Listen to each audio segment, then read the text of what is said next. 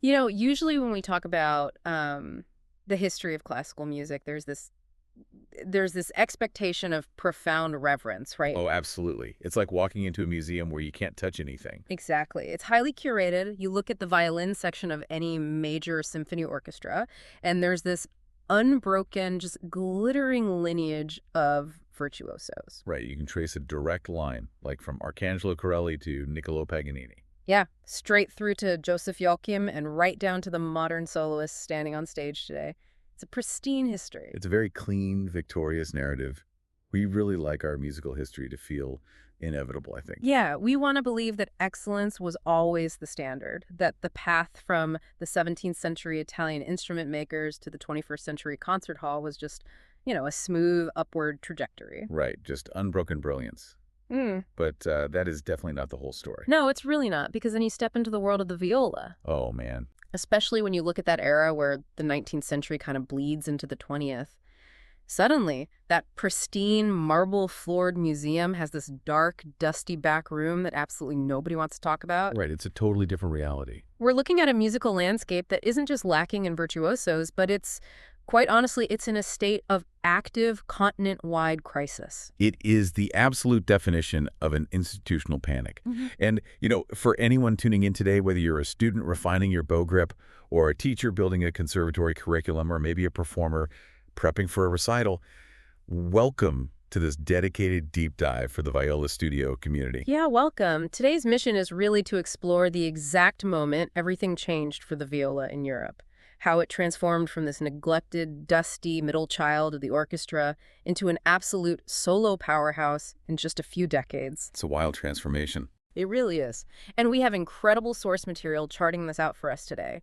We're specifically drawing from Maurice W. Riley's landmark research, his book, The History of the Viola, Volume 1, specifically Chapter 14, which focuses on the viola in Europe in the 20th century. It's such a crucial text for anyone in our field. It is, but to understand the sheer magnitude of this transformation, we have to start, in the mud. We have to look at how bad things really were. Right. And they were incredibly bad.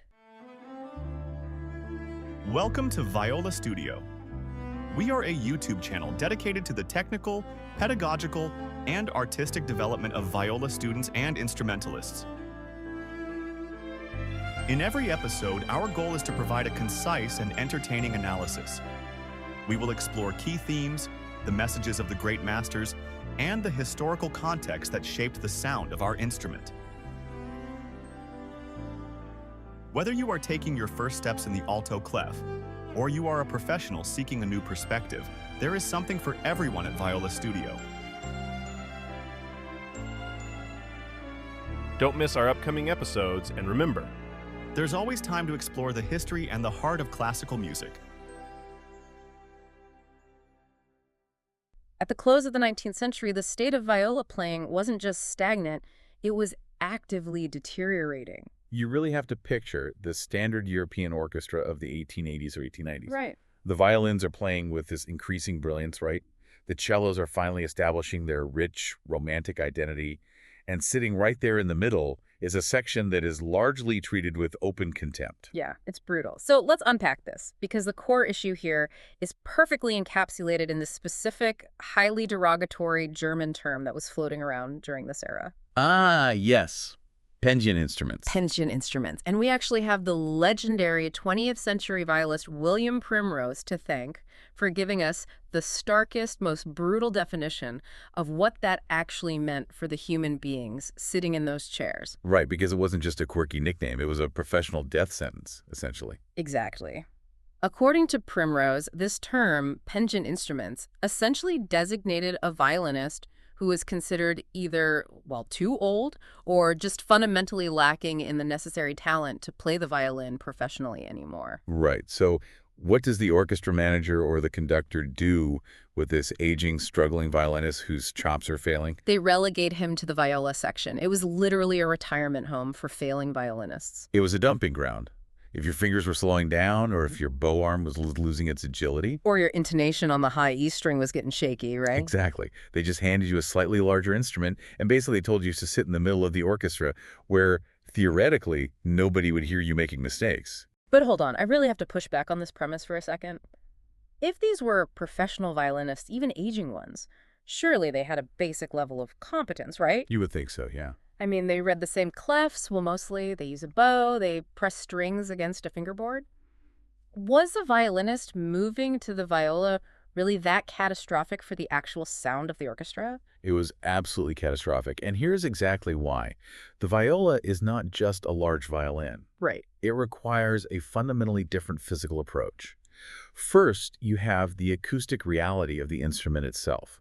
The strings are thicker, the bridge is higher, the tension is entirely different. Okay. So if you take a violinist whose entire muscle memory is built around the bright, immediate response of a violin and you just hand them a viola, their bow arm is going to completely fail them. Because they try to play it exactly like a violin. Precisely. A violin speaks quickly, you can play lightly, with high bow speed, and the instrument responds instantly. Right, it's very reactive. But the viola has this built-in acoustic delay, especially on the thick lower C string. If you just skim the bow across the string with violin technique, it sounds hollow, scratchy, and just weak. You don't get any core to the sound. Right. You have to literally sink the weight of your arm into the string. You have to pull the sound out of the wood using leverage, not just surface pressure. And an aging violinist whose body is already breaking down simply does not have the mechanics or, honestly, the desire to suddenly learn a heavier, much more taxing biomechanical technique. Exactly. So you have an entire section of the orchestra filled with disgruntled, tired players who are physically fighting their instruments. But this had been going on for decades, right? Why did it suddenly become a full-blown institutional panic right at the end of the 19th century? Because the composers changed the rules. This is where the crisis really comes to a head. Right. The late 19th century composers, and we're talking about heavyweights like Richard Wagner and Richard Strauss, they started writing orchestral music that was unprecedented in its sheer complexity. They were writing what we call tone poems and massive music dramas, Right. just to make sure we're all on the same page. A tone poem is essentially a piece of orchestral music that tells a specific story or paints a picture, right? It's not just Symphony No. 4, it's a narrative. Exactly. Strauss's Don Quixote is a perfect example, where the viola actually represents the character of Sancho Panza. Oh, wow. Yeah. So suddenly, the viola isn't just playing simple whole notes or basic rhythmic filler. Wagner and Strauss started writing furious, intricate inner voices, complex syncopations, and these highly exposed, technically demanding lines for the viola section. And who is sitting in the chairs trying to play this? A bunch of pensioners who can barely navigate a basic Mozart violin concerto anymore? Exactly, let alone a hyper-complex, chromatic Wagnerian score on an instrument they don't even properly know how to physically operate. It's a disaster. The music on the stands was suddenly completely unplayable by the people sitting in the seats. Wagner himself actually castigated German violists for their poor playing. He was furious that his dense, beautiful harmonic textures were being completely ruined by a section that sounded like a bunch of scratching, out-of-tune amateurs. It's the ultimate collision of progressive art and lagging infrastructure. The composers are forcing the issue. If the leading European conservatories didn't spark a massive revolution in pedagogy and how the instrument is taught, how the instruments are sized, how players approach the repertoire, the modern orchestra was literally going to collapse from the middle out. That's a great way to put it. And to fix a systemic, continent-wide playing problem, you can't just yell at the players. You have to start at the educational root. Right. You have to create a completely new breed of musician. And that institutional genesis happens in Paris. Okay, so we move to the epicenter of this shift. Yeah. The Conservatoire National de Musique de Paris. The year is 1894. A huge year. This is a landmark year in musical history because the Paris Conservatoire finally, after decades of the viola being a total afterthought, recognizes it as an instrument worthy of its own dedicated curriculum. Finally. For the first time, it was made possible for students to graduate with the viola as their major instrument. Théophile Laforge becomes the first professor of this newly minted discipline. It is a monumental paradigm shift. But, I'm trying to wrap my head around what was actually happening in Paris before 1894. Was there really zero formal instruction for the viola? Like, how did anyone learn to play it if they actually wanted to? Before 1894, the prevailing method across Europe was essentially a trickle-down pedagogy. Trickle down. Okay. Yeah, you went to the conservatory to study the violin, you mastered the violin literature, the Paganini caprices, the Beethoven concertos, and then If you needed to play the viola for a chamber music gig, or maybe you got a job in an orchestra, you simply picked up a viola and tried to adapt. Wow. There was no dedicated professor analyzing the specific physics of viola playing. Which, as we just established with the aging pensioners, does not work. It fails miserably at the highest levels of performance. By establishing a dedicated class under Laforge, Paris was finally acknowledging that a violinist casually picking up a viola was no longer mathematically or physically sufficient for the demands of modern music. Right. They began to teach specific, specialized fingering techniques. Because the viola is larger, the distances between the notes on the fingerboard are wider. Yeah, the stretch is totally different. Exactly. A violinist's standard hand frame, the way they space their fingers, will result in terribly out of tune playing on a viola. Laforge had to codify a completely new way of stretching the left hand and a new way of utilizing arm weight in the right hand. And the results of this dedicated curriculum were staggering. It didn't take decades to see the fruit of this labor. Let's look at one of the earliest graduates from this new program, a man named Louis Bailey. Yes, Louis Bailey. He graduated in 1898, which is just 4 years after the program started.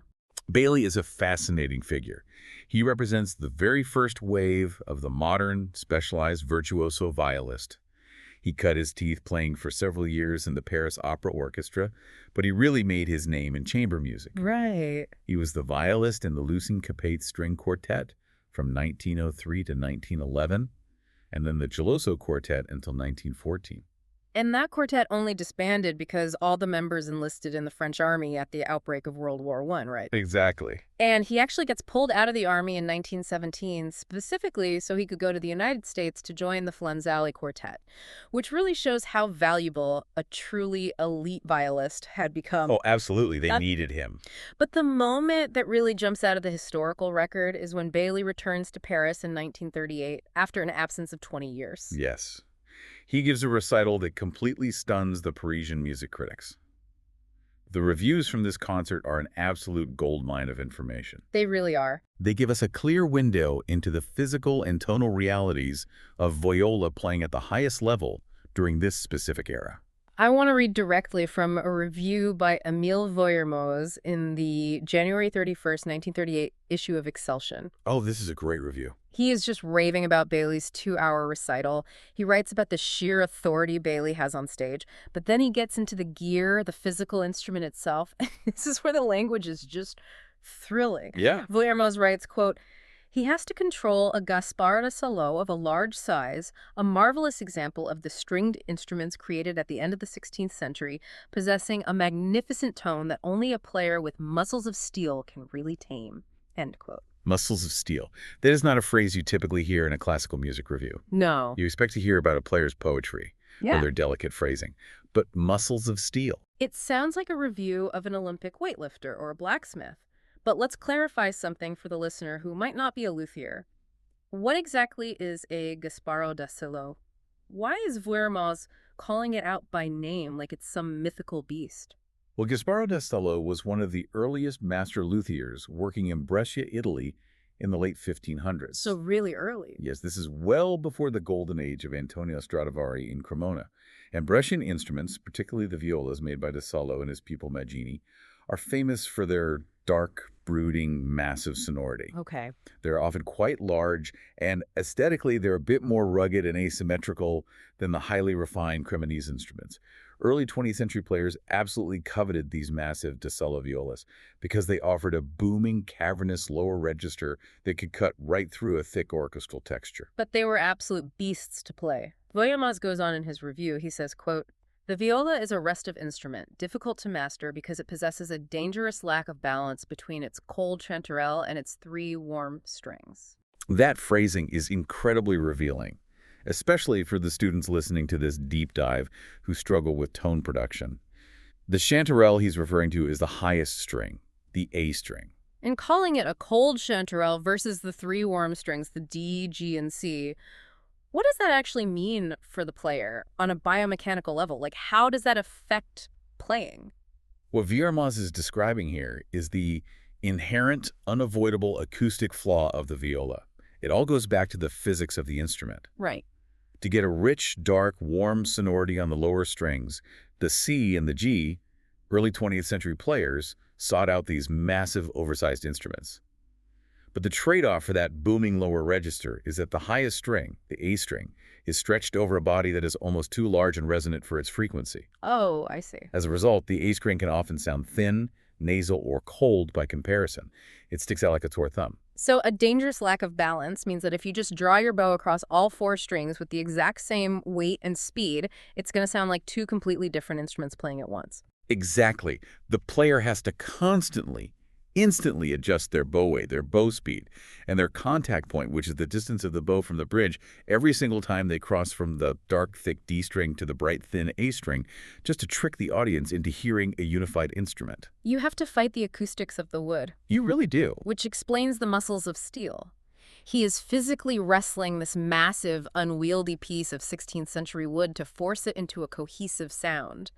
And yet the review notes that Bailey plays it, quote, with the same graceful bearing and the same ease as if it were the small fiddle of a ballet master. Which is the ultimate goal of any instrumentalist, right? You want to hide the immense physical labor, the raw, muscular effort behind a facade of total elegance and ease. Bailey was clearly a master of this illusion. It's magic. It is.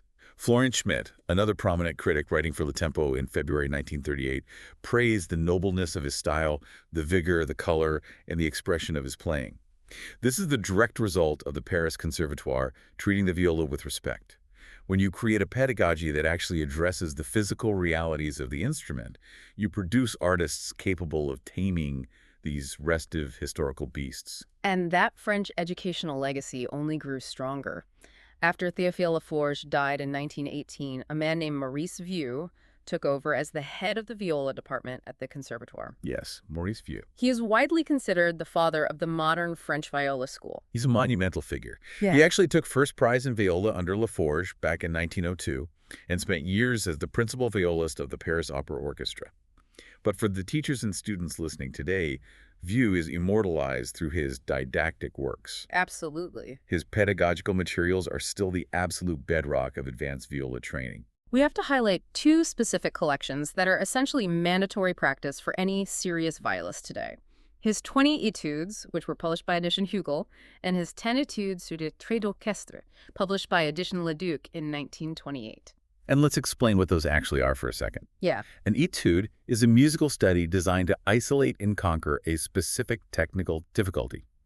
What Vieux did with his 20 etudes was revolutionary, because he didn't just write simple, boring exercises.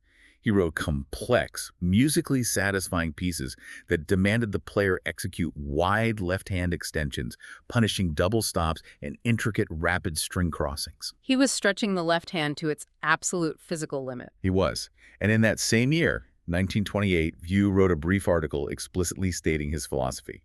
He emphasized that 20th century violists needed to develop a technique of the exact same dimensions as that required for contemporary violinists. He was demanding absolute parity. Yes. No more second-class citizenship. If a violinist can play rapid, flying staccato bowings, a violist must be able to do it too, even though their instrument is heavier and slower to respond. It was a total refusal to accept the old limitations. And as a soloist, Vieux backed up his teaching by introducing incredible new literature. The great Belgian composer Joseph Jongen dedicated a slew of fiercely difficult works to Vieux, which Vieux premiered. The Jongen works are incredible. We're talking about the Trio for violin, viola, and piano in F-sharp minor, Opus 30 from 1907, the Suite in D major for viola and orchestra, Opus 48 from 1928, the Allegro Appassionato in D minor, Opus 79, and the Introduction and Dance, Opus 102. These aren't just polite salon pieces. These are massive, sweeping, virtuosic works that require total command of the fingerboard. And that mention of the Belgian composer Jongen perfectly illustrates how this rigorous French methodology didn't just stay isolated in Paris, it leaked across the borders. This dedication to virtuosity bled heavily into Belgium. It did. If we look at the Brussels Conservatoire, we find Leo van Hout, who is credited with the genesis of the modern Belgian viola school. Okay, let's talk about Van Hout.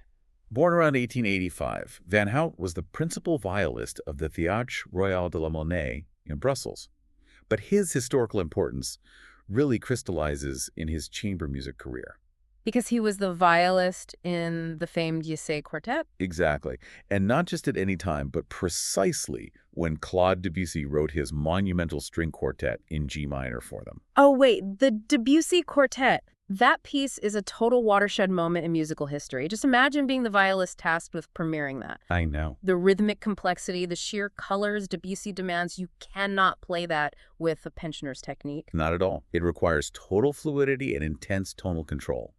Van Hout's presence in that quartet places him at the absolute center of early 20th century chamber music innovation. Yeah. And as professor of viola at the Brussels Conservatoire, where, interestingly, Maurice Vieux frequently served as a guest on the juries, Van Hout taught an entire generation of Belgian virtuosos. Right. He produced players like Robert Corte, who later joined the renowned Paganini Quartet in the U.S., also Charles Foytart, and Gaston Jacobs, whose brilliant career was tragically cut short when he died in a Nazi concentration camp. It's devastating. It is.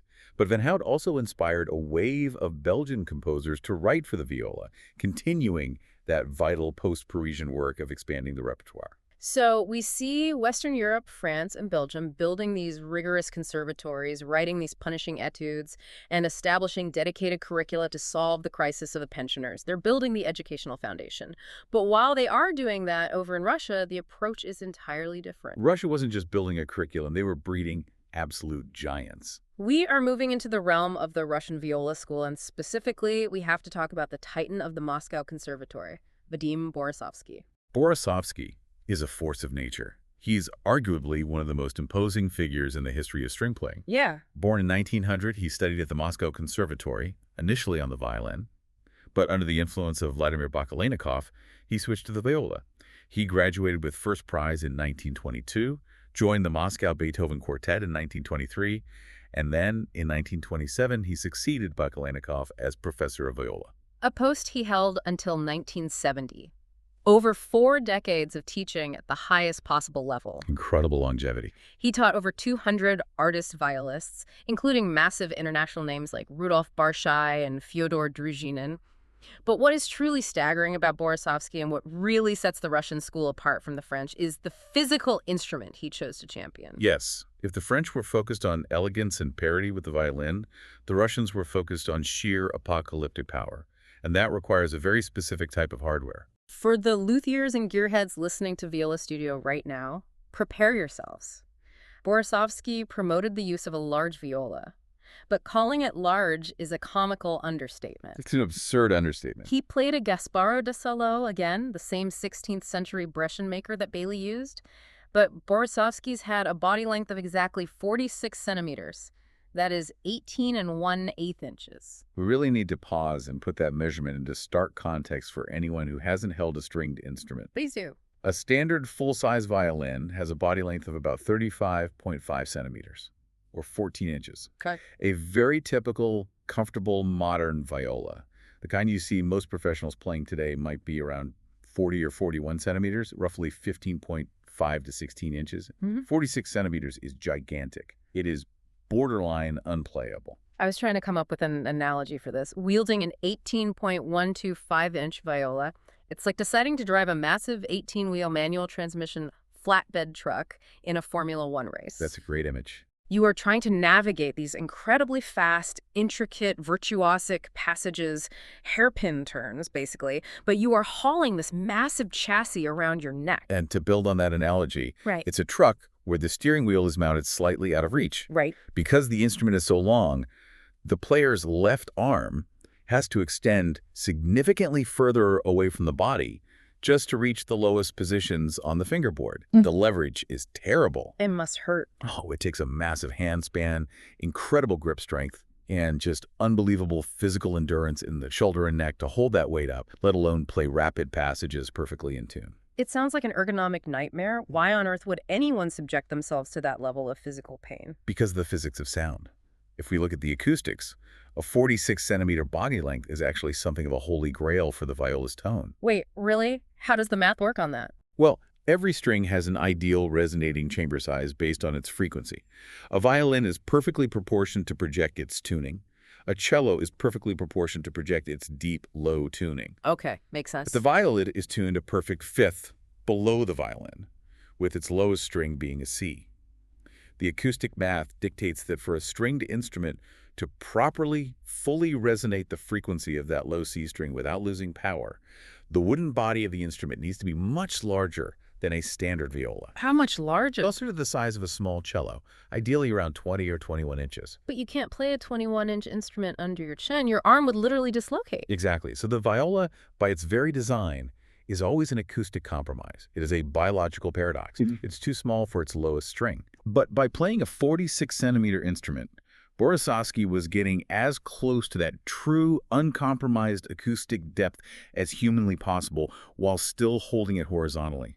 He was sacrificing his own physical comfort, risking tendinitis and chronic shoulder pain for the sake of an unbelievably rich, dark, cello-like sonority. He is sacrificing his own body for the perfect tone. And he wasn't just a lone fanatic doing this in his practice room. He was so dedicated to this massive aesthetic that he actually mandated it. Yes, he did. He had one of Soviet Russia's finest luthiers, T.F. Podgorny, make direct copies of this 46-centimeter de Solo for his students at the Moscow Conservatory. He essentially decreed that the Russian viola sound would be defined by this massive, booming, physically punishing size. But here's the problem with that. Having the biggest, most powerful sound in the world doesn't matter if you have absolutely nothing to play that showcases it. Right. You have these massive instruments, you have students with the strength of bears, but the classical repertoire at the time is still relatively thin compared to the violin or the piano. And this is where Borisovsky's legacy truly cements itself beyond just being a great player. He was acutely aware of the massive gaps in the viola literature, so he became an indefatigable worker. The numbers here are just staggering. He somehow found the time between teaching 200 students and performing to edit and transcribe 253 published works for the viola and the viola d'amore. 253 published transcriptions. That is a Herculean effort. It's insane. And he wasn't just transcribing simple parlor songs. He was single-handedly building an entire library of virtuoso repertoire. He was taking works originally written for the violin, the cello, or even the piano, and meticulously adapting them so his students would have music that matched the immense scale and dramatic power of their 46-centimeter instruments. Two of his most notable late transcriptions really stand out because of their sheer dramatic weight. He transcribed 4 pieces from Dmitri Shostakovich's music for the film The Gadfly, and the 7 fragments from Sergei Prokofiev's highly acclaimed Romeo and Juliet ballet. And if you look at the scores for these transcriptions, they are unabashedly virtuoso works in the grand, sweeping romantic style. We're talking about thick, multi-note chords, rapid scales stretching to the absolute top of the fingerboard, and intense, driving rhythms. But I always wonder with transcriptions, how do the original composers feel about someone else messing with their music? Did Shostakovich and Prokofiev mind that Borisovsky was adapting their major works for this giant viola? Not at all. In fact, they actively encouraged it. Really? Yeah. They were contemporaries operating in the same Soviet musical ecosystem. Shostakovich and Prokofiev deeply respected Borisovsky. They recognized his genius and the incredible caliber of playing he was cultivating at the conservatory. And that deep connection with the greatest Soviet composers culminated in the next generation. It wasn't just about transcriptions anymore. It became about inspiring original masterpieces. Borisovsky's star student, Fyodor Drushinin, who replaced him as professor at the conservatory around 1968, was the dedicatee of one of the most important pieces in the 20th century repertoire. Dmitri Shostakovich wrote his very last composition before his death in 1975, the Sonata for Viola and Piano, Opus 147, specifically for Drushinin. It is a profoundly dark, haunting masterpiece. Drushinin premiered it, and his subsequent recording with pianist Mikhail Munchin is widely considered historic. So Borisovsky didn't just expand the repertoire by force through his transcriptions. He created an environment, a culture of excellence, where the greatest living composers wanted to write original, serious music for his students. It's a perfect segue, really. Because if Borisovsky expanded the viola's horizons through sheer physical size and a relentless wave of transcriptions, our next figure legitimized the instrument entirely from the inside out. Oh, absolutely. He didn't need to transcribe other people's music. He wrote world-class original repertoire himself because he was a world-class composer who just happened to be an elite touring viola soloist. We are talking about the engine of modernity himself, Paul Hindemith. Hindemith, born in 1895 and living until 1963, is arguably the most significant, transformative figure in the entire 20th century viola narrative. Without a doubt. He wrote over 20 original works for the instrument, sonatas, concertos, chamber pieces. But to truly understand his impact, we have to look closely at the evolution of his compositional style. He didn't just burst onto the scene writing aggressive, modern music. No, his early works are actually quite surprising if you only know his later, more famous pieces. Let's track that evolution. In 1919, a young Hindemith publishes his Opus 11 set of pieces. For the viola, this includes the Sonata for Viola and Piano, Opus 11, number 4, and the Sonata for Solo Viola, Opus 11, number 5. He was a phenomenal player, and he actually premiered the number 4 sonata himself in Frankfurt with pianist Emma Lubecka-Job. But musically, what does that 1919 sonata sound like? It is written in a much more conservative, almost impressionistic idiom. When modern violists play the Opus 11 number 4 sonata, they hear very strong French influences. Really? Like who? There are echoes of César Franck, the lush harmonies of Gabriel Fauré, and the fluid colors of Claude Debussy. It's incredibly beautiful, it's highly romantic in places, and it requires a very warm singing tone. It was a very promising foretaste of his talent, but it was so deeply rooted in the aesthetic traditions of the 19th century. But then we hit 1921, just 2 years later, and it's like a switch flipped in his brain. He writes the Opus 25 series. Specifically, the Solo Viola Sonata, Opus 25, number 1. This piece is a seismic event in the history of the instrument. This is where Hindemith asserts an incredibly advanced, almost brutal individuality of style. Wow. He strips away the lush French romanticism and embraces intense, biting dissonance, angular rhythms, and, frankly, terrifying extremes of tempo. I am so glad you said terrifying because we have to talk about the fourth movement of this solo sonata. The descriptive title printed in the score is legendary among violists. In German, Hindemith writes, Rasendes Maß, wild. Tonschönheit ist Nebensache, A classic like. which translates to tearing tempo, wild. Tone quality is irrelevant. And then, just to make sure you know he is serious, he slaps a metronome marking on it for the quarter note at 600 to 640. A quarter note at 600 to 640 beats per minute. Okay, stop. Let's do the math on this for a second. 600 beats per minute is 10 beats a second. 640 is almost 11 beats a second. Hold on. Is that even humanly possible? It's crazy. I mean, are we sure that isn't just a typo in the manuscript? Is he actually demanding that mathematical speed, or is he making a philosophical point? Like, is he saying, I want you to abandon all that pretty French influence and just give me pure, frantic, ugly energy? It is a brilliant question, and it's something violists debate endlessly. A metronome marking of 640 is at the very precipice of human biomechanics.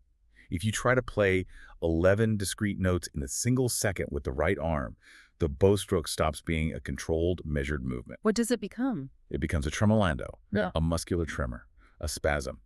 It is incredibly physically taxing. So he literally wants the player to spasm? Essentially, yes. When Hindemith explicitly writes tone quality is irrelevant, he is making a radical, destructive, philosophical statement. He is intentionally destroying the 19th century ideal of the beautiful, singing string tone. He doesn't want it to sound pretty. Not at all. He wants the friction. He wants the grit. He wants the sound of the machine breaking down under its own velocity. He is daring the performer to prioritize sheer, terrifying, animalistic speed over safety and intonation. It is a total departure from anything that had ever been written for the viola before. It dragged the instrument, kicking and screaming, into the modern mechanized age. And speaking of terrifying velocity, Hindemith didn't just demand superhuman speed from the performer, he was a savant of speed as a composer himself. There are 2 anecdotes in the historical record about his composition speed that are just, honestly, if they weren't fully authenticated, they would sound entirely made up. His fluency with the language of music was unparalleled. Let's hear the stories. Anecdote number 1 takes place in 1934. Hindemith is in the studio recording that very piece, his sonata for solo viola, Opus 25, number 1. It's the era of wax cylinders and early records. At the end of the recording session, the technical engineer casually mentions that there are still 4 minutes left of blank space on one side of the record.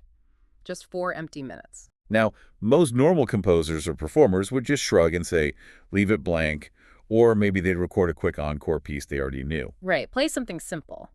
But not Hindemith.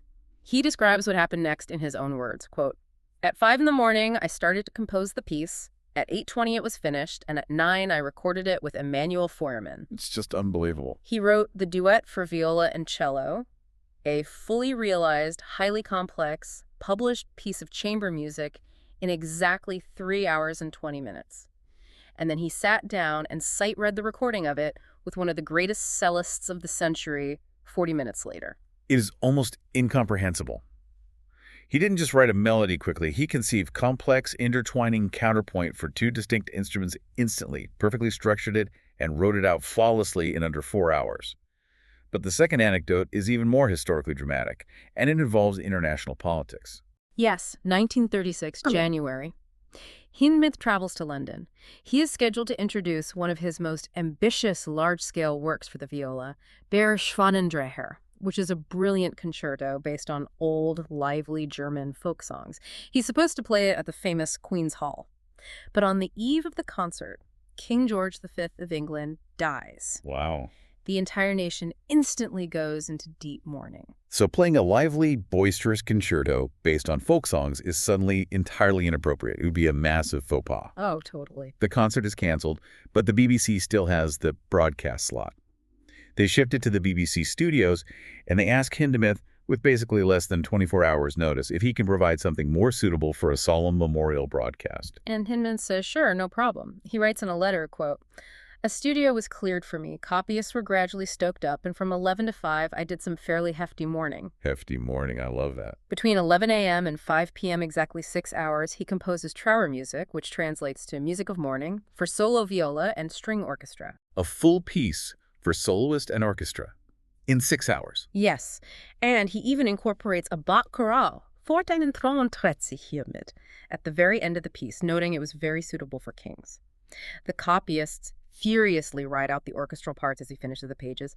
They rehearse it the very next day, and on January 20th, it is broadcast live across the nation, conducted by Sir Adrian Boult, with Hindemith playing the solo viola part. Simply amazing. 6 hours to write a masterpiece that is still a staple of the viola repertoire today. What these two incredible anecdotes reveal is Hindemith's core philosophy, which in German is known as Gebrauchsmusik or utility music. Utility music, meaning it has a specific use. Exactly. Hindemith fundamentally believed that music shouldn't just be this precious, isolated, untouchable art form that only exists in a vacuum for the elite. It should serve a function in society. If the BBC needs a piece of mourning music for a dead king in 6 hours, a working musician rolls up their sleeves and provides it. Music was a craft, a trade, and this deep practicality, this lack of preciousness, extended to how he viewed his instruments as well. Right, let's talk about his gear, because the contrast with the Russian school in Borisovsky is so fascinating. For the luthiers tuning in, Hindemith did not play a 46-centimeter behemoth. He wasn't interested in breaking his shoulder for volume. Not at all. In the 1920s, when he was playing constantly, including his massive output with the Amar Quartet, which toured relentlessly, he frequently performed on a viola made specifically for him by Eugen Springer of Frankfurt. The body length, exactly 40 centimeters or 15 3/4 inches. A very modest, highly manageable, almost small size for a professional violist. Very compact, especially compared to the 18-inch Russian ideal. Historical accounts note that this Springer viola had a big tone suitable for concertos, but it was clearly designed for agility and comfort, not just raw power. Which makes total sense, given the blistering 640 BPM tempos he was writing. You can't play that fast on a massive, sluggish instrument. But his absolute favorite instrument, the one he treasured most, was even more interesting. It was an anonymous viola from the early Milano school. We actually have the exact measurements from a Hama certificate of authentication. 42.2 centimeters or 16 5/8 inches. Okay, a bit bigger. Yeah, so it was a bit larger than the Springer, giving it a bit more acoustic depth, but still well within normal ergonomic limits for a player of his stature.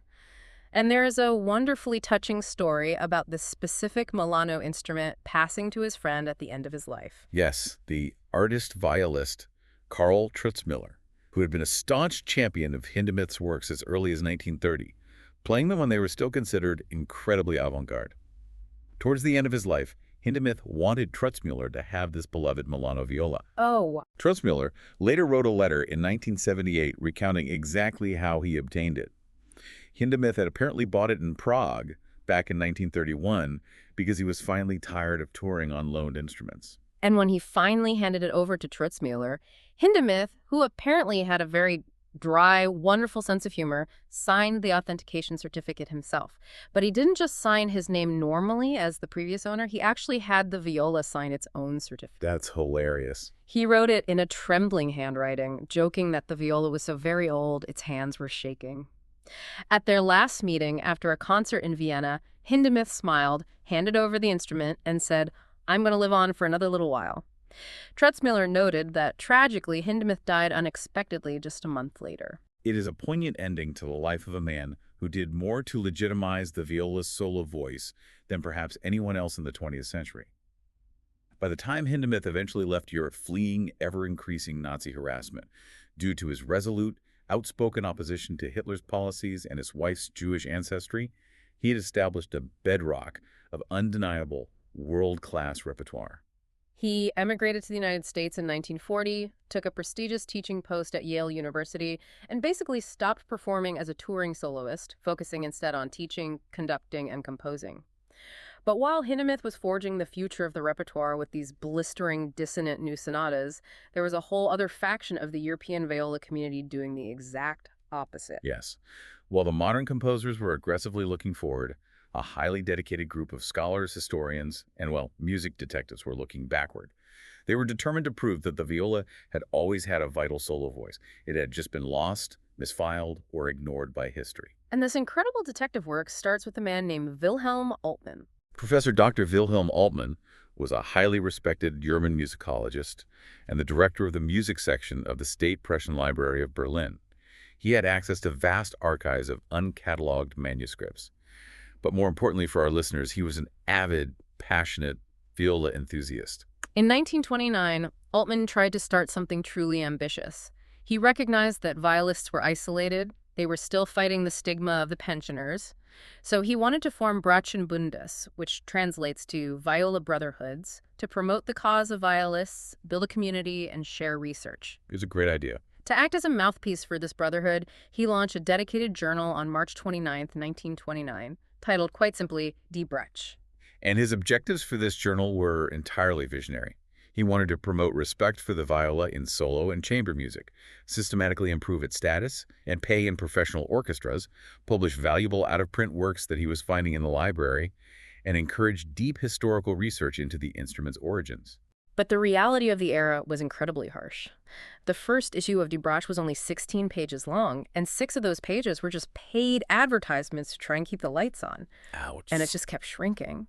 The economic realities of 1929, the onset of the Great Depression, were devastating. The 5th and ultimately final issue contained only 2 pages. The entire initiative failed due to a total lack of financial support. This failure really highlights the severe, crushing headwinds the viola community faced throughout the early 20th century. Every time momentum built, massive external forces crushed it. Think about it. In 1927, Paul Hindemith and Vadim Borisovsky actually met in Berlin. Oh, wow. They formed a deep friendship, uniting the German and Russian schools.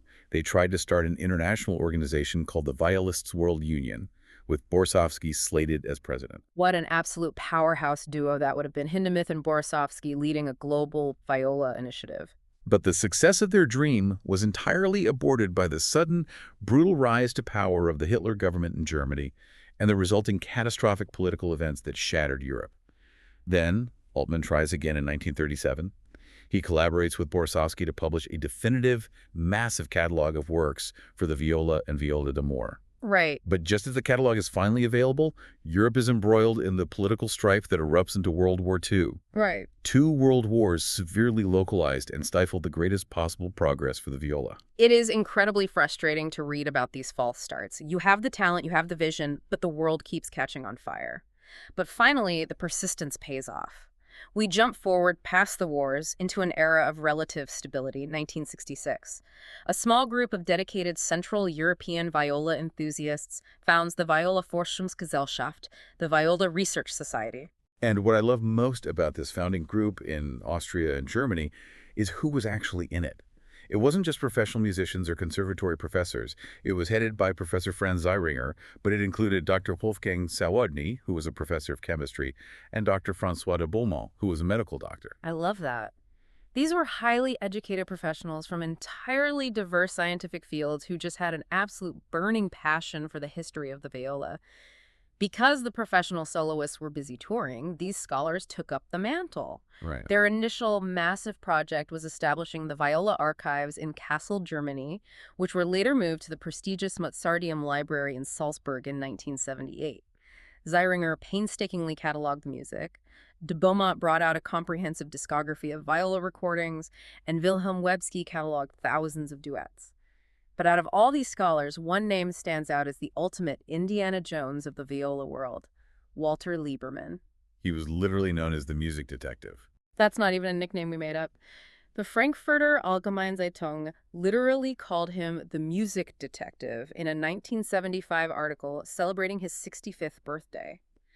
Liebermann, born in 1910, was a scholar who was so dedicated to the cause that he literally arranged his personal vacations for years around traveling to obscure, uncatalogued archives, monasteries, and state libraries across Europe, digging through dusty boxes of forgotten 18th century manuscripts. And if we want to talk about how this directly impacts the student or the professional listening to Viola Studio today, Liebermann's impact is immeasurable. The absolute treasure trove of works he uncovered, edited, and published completely changed the landscape of the instrument. But he didn't just pull a clean piece of sheet music out of a box. Right, these manuscripts were often incomplete, basically unplayable sketches. Exactly. He often had to establish the reference catalogs himself because the composers were entirely obscure. And musically, he had to do intense restorative work. He frequently had to compose the missing solo cadenzas, those moments in a classical concerto where the orchestra stops and the soloist improvises a virtuosic passage. Furthermore, he had to realize the continuo keyboard parts from scratch. Let's do a quick definition for the listeners on that. What does it mean to realize a continuo?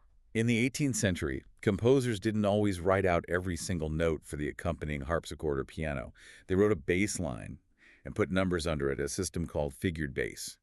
It was expected that the keyboard player would improvise the chords based on those numbers. Which is a lost art. Yeah, modern pianists generally don't know how to do that anymore.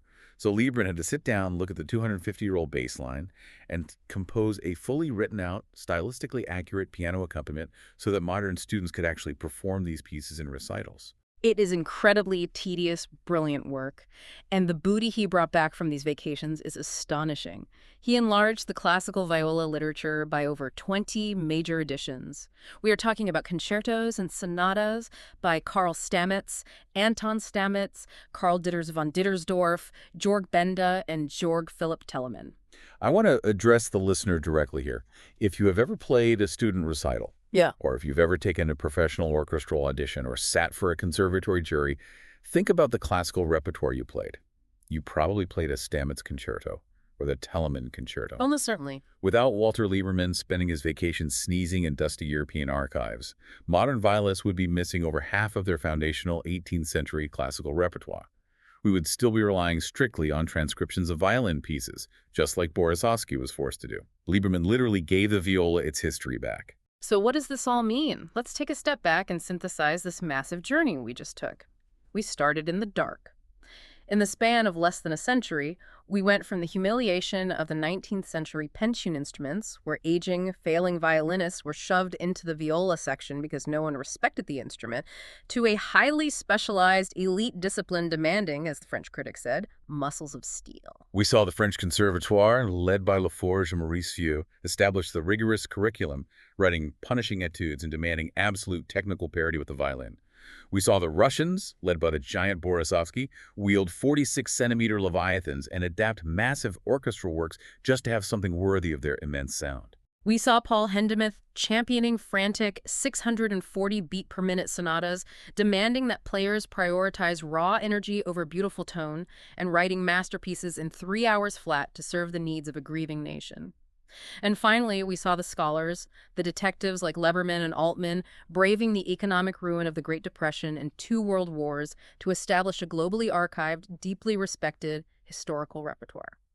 The takeaway for anyone practicing in a practice room today is profound. Every single time you sit down to play a Stamitz concerto that Liebermann unearthed, or every time you struggle through the intricate string crossings of one of Maurice Vieux's demanding etudes, you are actively participating in a hard-fought legacy. The respect the viola commands on the concert stage today wasn't given freely. It was built brick by these relentless 20th century pioneers. And that leaves us with one final, lingering thought. Walter Lieberman found over 20 lost classical masterpieces simply by spending his vacation time digging through old, uncatalogued European libraries.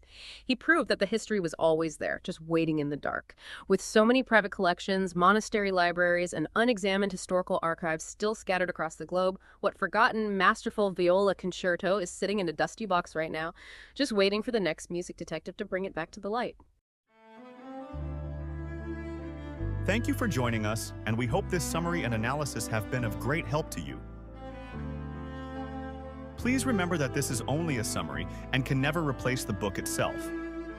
Therefore, we invite you to truly immerse yourself in the work by reading the original text.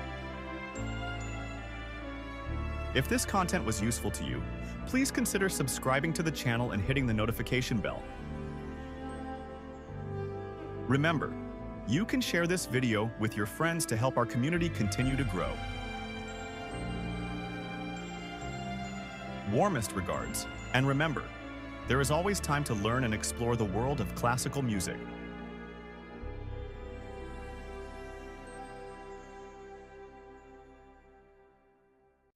A Viola Studio production.